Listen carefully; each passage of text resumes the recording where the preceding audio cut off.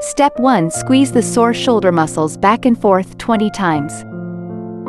Step 2. Use both hands to alternate squeezing the entire back of the neck 20 times. Step 3. Make loose fists with both hands and roll over the back of the neck and tired muscles. Step 4. Lay on your side and push outward on the most painful part of your neck 20 times.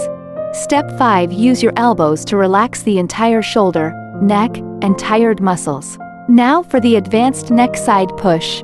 First, open hands in tiger mouth shape and take turns soothing the entire side of the neck. Second, use thumbs to push down the entire trapezius muscle area, alternating hands.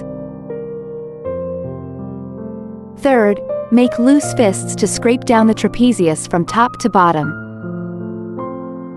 Fourth, use loose fists to scrape down the entire trapezius from top to bottom.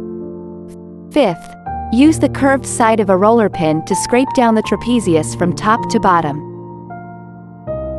Sixth, use the rounded side of the roller pin to scrape down in an inch-long motion from top to bottom. Repeat each motion 8 to 10 times. Easy with deep penetration but not too painful. Got it?